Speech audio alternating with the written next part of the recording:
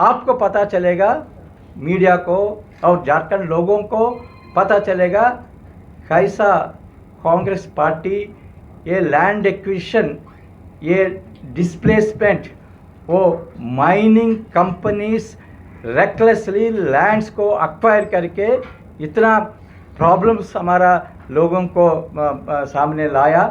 ये मुद्दे पर हम एक आंदोलन शुरू करेंगे, ये माइनिंग लॉबीज के खिलाफ और एडमिनिस्ट्रेशन के खिलाफ भी हम आंदोलन करेंगे। क्यों?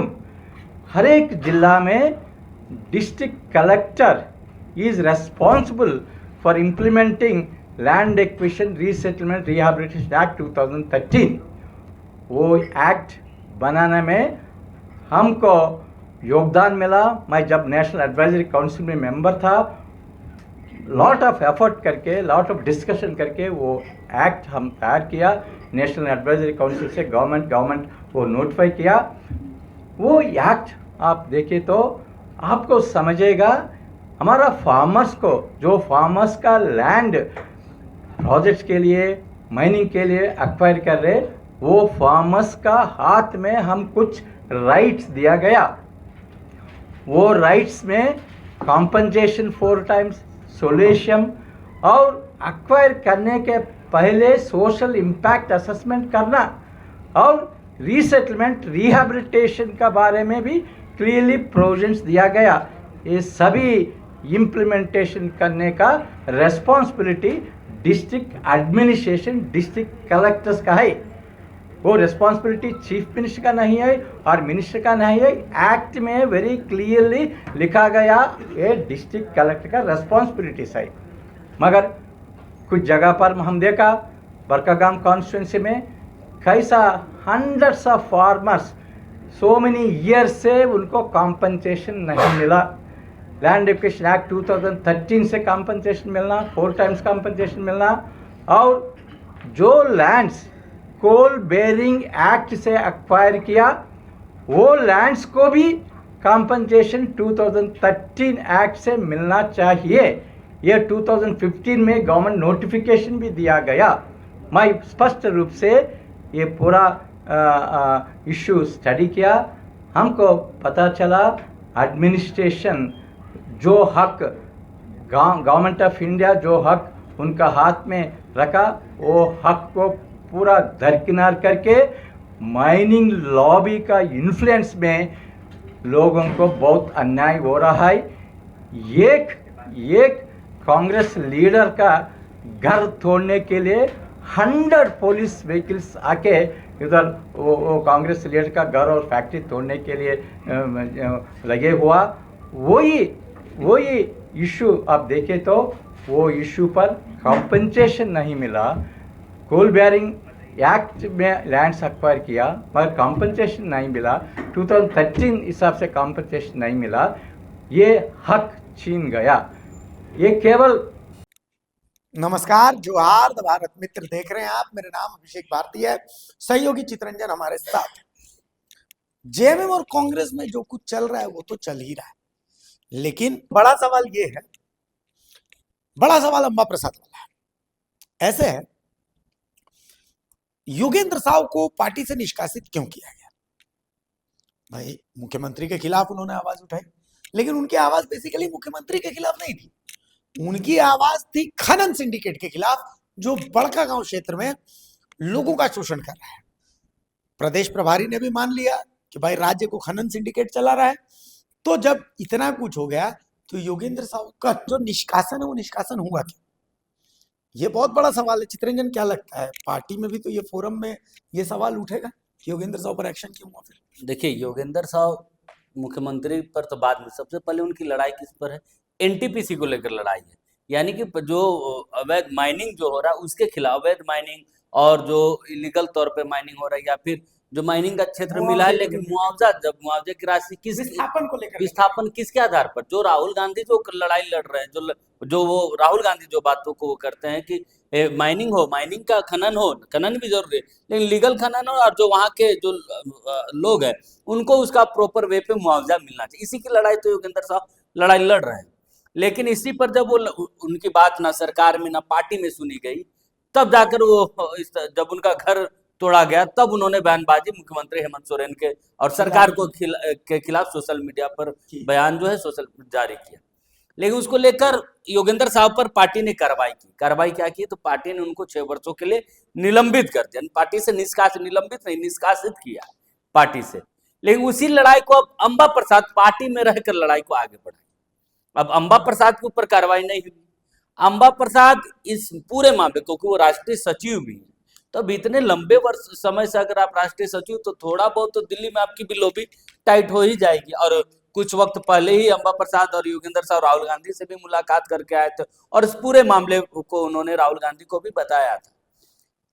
मेरे पास जो जानकारी है कि अंबा प्रसाद मामले पर प्रदेश नेतृत्व और प्रदेश प्रभारी को दिल्ली हाईकमान से हाईकमान से फटकार लगी कि आप सरकार चला रहे हैं, मजाक कर रहे हैं, पार्टी कार्यकर्ताओं के साथ आप क्या कर रहे हैं, इस पर फटकार लगी।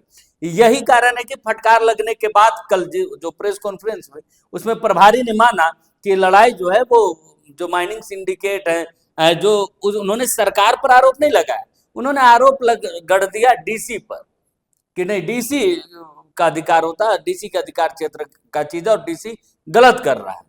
उन्होंने सरकार पर डायरेक्ट तो हमला नहीं किया, इनडायरेक्ट में अरे भैया डीसी किसके अंडर में? गृह विभाग के अंडर में, प्रशासनिक विभाग, सारा कुछ मुख्यमंत्री के अंडर में।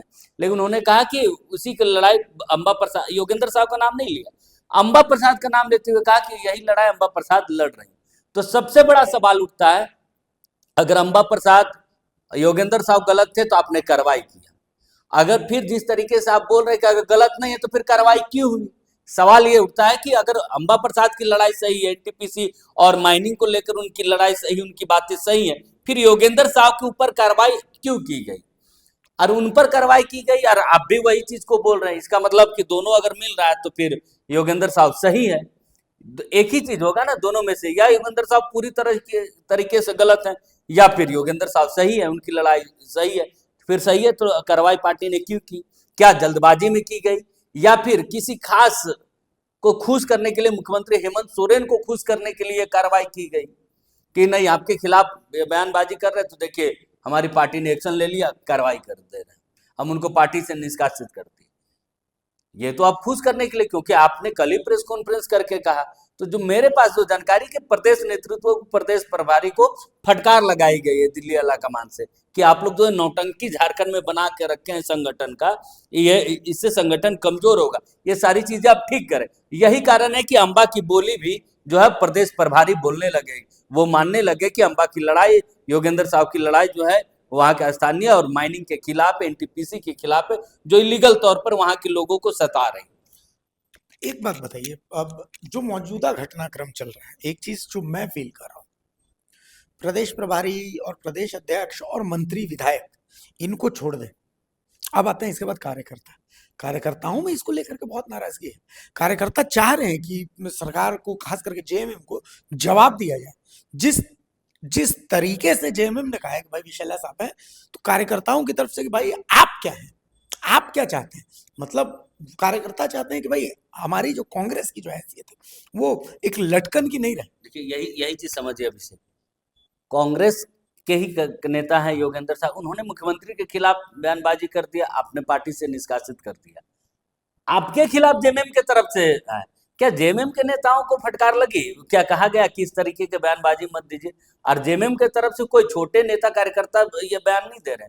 सबसे जेएमएम के थिंक टैंक में से एक है सुप्रियो भट्टाचार्य, वो बड़े नेता है, झारखंड मुक्ति मोर्चा केंद्रीय महासचिव है, मुख्य प्रवक्ता है, केंद्रीय प्रवक्ता है, और पार्टी के कोर डिसीजन टेकर में से जो कमेटियां रहती हैं बैठकें करती है उसमें से सुप्रियो भट्टाचार्य। तो ऐसे तो हवा हवाई में बातें नहीं की होंगी या फिर स्लिप ऑफ टंग तो ये नहीं हो सकता। तो ये देखिए, लेकिन उन पर क्या पार्टी ने एक्शन लिया या पार्टी ने फटकार लगाई? नहीं की, क्योंकि झारखंड मुक्ति मोर्चा जानती है कि कांग्रेस की वर्तमान स्थिति क्या है और इसका पूरा फायदा झारखंड मुक्ति मोर्चा उठा रही। लेकिन कांग्रेस जानबूझकर दब रही। अब जब किसी के सामने आप सरेंडर ही हो जाइएगा तो अगला थोड़ी ना आपको उठाएगा कि आपका कॉलर बना देगा, टाइट करेगा, सीना ठोकेगा, अरे नहीं ना मेरे सामने भी आप कॉलर टाइट करके रहो, कोई चाहेगा? वो तो चाहेगा कि आप और दब के रहिए, झुक के रहिए। तो कांग्रेस वही कर रही। कांग्रेस अपने कार्यकर्ताओं को नहीं, बल्कि अपोजिशन नहीं, मतलब साथी पार्टी के जो कार्यकर्ता हैं, जो नेता हैं, जो लीडर्स हैं, उनको खुश करने में लगी हुई। और यही कारण है कि पार्टी के कार्यकर्ताओं में नाराजगी बढ़ती जा रही, और यही नाराजगी का खामियाजा जो है वो निकाय चुनाव में पार्टी को भुगतना पड़ा। हाल के दिनों में बीएलए की बात की जा रही, बीएलए पता है कि बीएलए मिल ही नहीं रहे, यानी कार्यकर्ता मिल नहीं रहे बीएलए बनाने के लिए पार्टी को।